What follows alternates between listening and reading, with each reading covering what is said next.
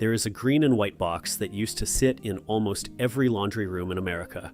20 Mule Team Borax. Most folks my age remember it for getting shirts clean, but the old groundskeepers I learned from kept a box of it out in the garden shed too, and they used it on the lawn. Not on the whole lawn, on one particular weed in one careful way, at one time of year. And it worked. Then, somewhere in the last 50 years or so, that little trick quietly slipped out of the garden books and off the store shelves. It did not disappear because it failed. It faded for reasons that have nothing to do with whether it works.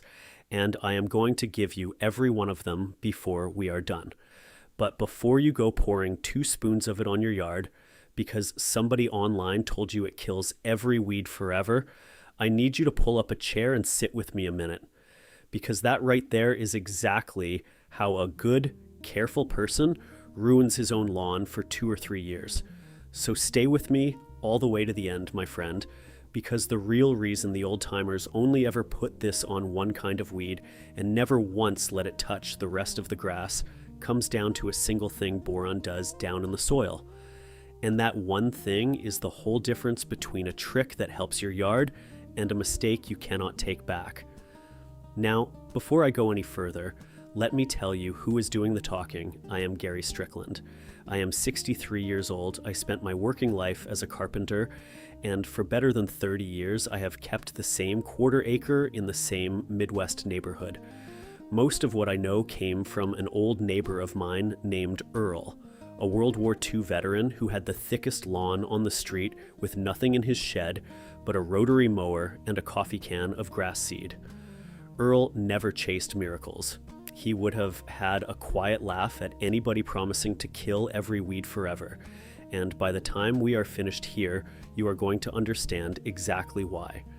So, let me start by taking the pressure right off your shoulders. There is no powder, no bottle, and no spoonful of anything on this earth that kills every weed in your yard and keeps them gone for good. I know that is not what the thumbnail led you to hope for.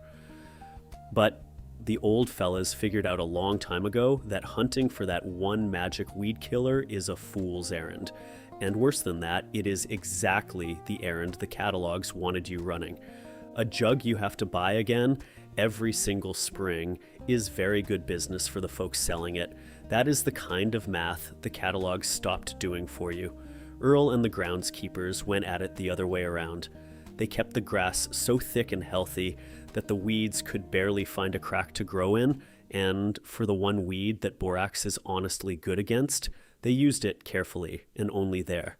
That weed has a name, Creeping Charlie, though a lot of folks call it ground ivy. It is that low, sprawling little vine with the round scalloped leaves and the small purple flowers in spring, and when you run the mower over a patch of it, you will catch a minty sort of smell. It creeps along the ground on runners, it laughs at a garden fork, and you can pull it by hand all summer long, and it will just come right back thicker than before. Now hold on tight to that question I planted at the very start, about the one thing boron does in the soil, because it is the whole reason this only works on that single plant and nowhere else in your yard. Now, everything I am going to show you today, and about 49 more things just like it, is written out plain in a little book I put together called The Old Ways, 50 Forgotten Lawn Secrets from America's Greatest Groundskeepers. I wrote it for one simple reason. The men who taught me all this are getting old, and some of them are already gone, and when they go, everything they knew goes right along with them unless somebody sits down and writes it out. So I did. It is 104 pages of the small, cheap, patient tricks these old groundskeepers used to grow the thickest lawn on the block without a garage wall full of bottles and bags. The weed control we are talking about today has its own place in there, in part 1, laid out plain and safe. The whole book is $17. It was $47, and it is marked down to $17. Set that against one $40 jug of weed killer that you buy again every single spring and that never actually fixes the problem. This little book, one time, $17. If you would like a copy, it is easy to get, and I will walk you through it right now.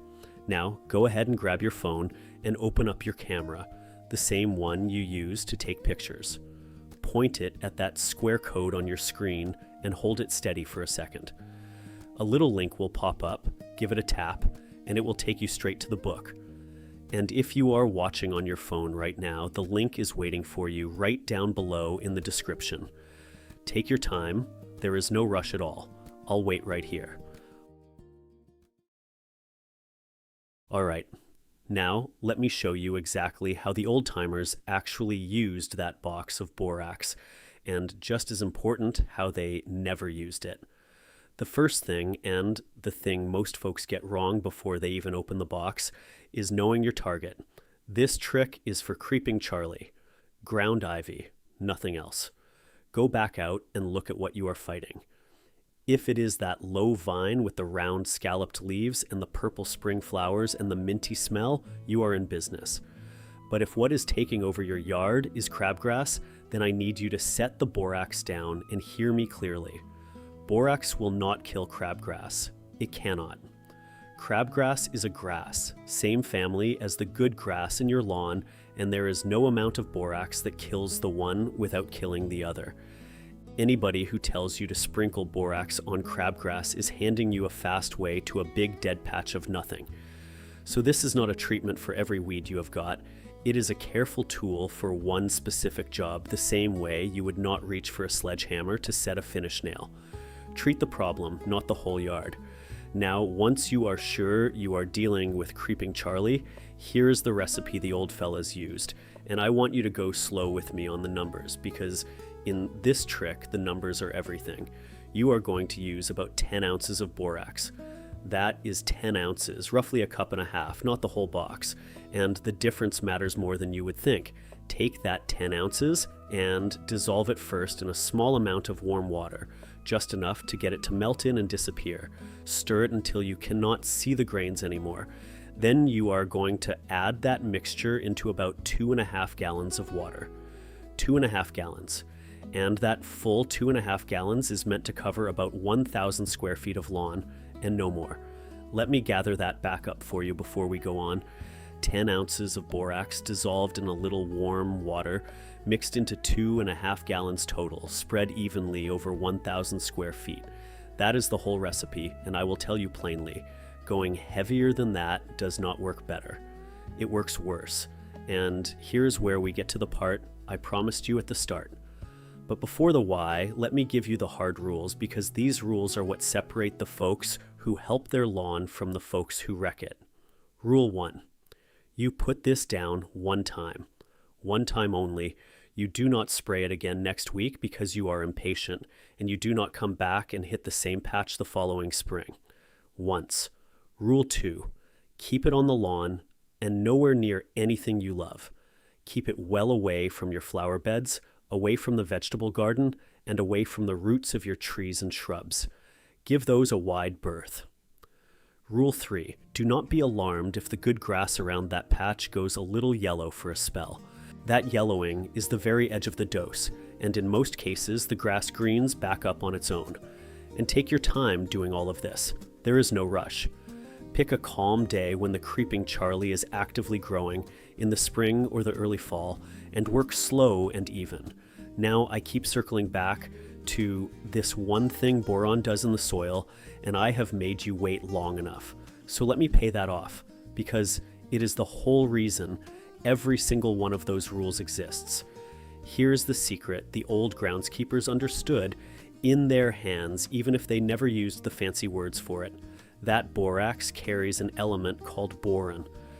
And boron is a strange thing, because in the tiniest trace amount, it is actually a nutrient that plants need to live. But just a hair above that tiny amount, boron turns toxic to plants. Every plant. The gap between the little bit a plant needs and the amount that poisons it is razor thin. Now, creeping Charlie happens to be a touch more sensitive to boron than your lawn grass is. Just a touch. And that narrow little difference is the entire trick.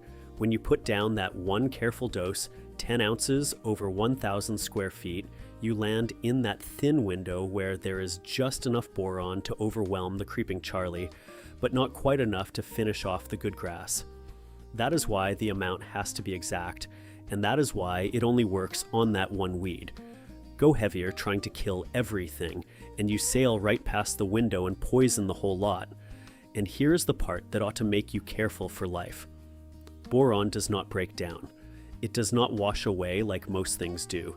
It sits in that soil and it builds up. So every time somebody broadcasts it across the whole yard or comes back and does it again year after year, that boron stacks up higher and higher until the ground is so full of it that nothing at all will grow there. Not the weed, not the grass, not a thing. And it can stay that way for 2 or 3 years. That, my friend, is the reason this trick quietly vanished from the catalogs and the garden books. It was never that it stopped working. It was that it is so easy to overdo, it only ever helped with one weed.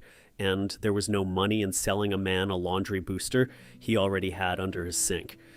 You cannot patent it, and you cannot get him to buy it again next spring. So it just slipped away. And that right there is exactly the kind of thing the old fellas taught me. Not a miracle, but a careful, honest tool used with a light hand.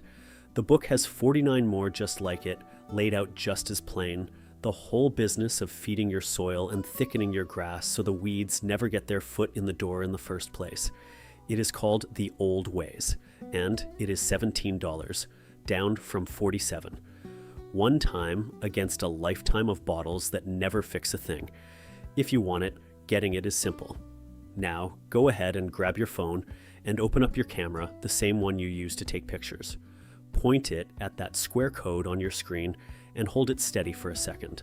A little link will pop up, give it a tap, and it will take you straight to the book. And if you are watching on your phone right now, the link is waiting for you right down below in the description. Take your time, there is no rush at all. I'll wait right here. So, there it is.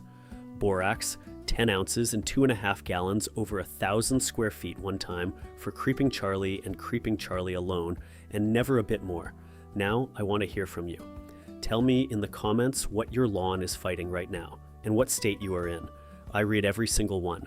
Next time, I'm going to show you the breakfast table mineral the old groundskeepers used to green up a tired, worn-out lawn practically overnight, and it costs pennies. Keep that lawn thick and green, my friend, and I'll see you over the fence.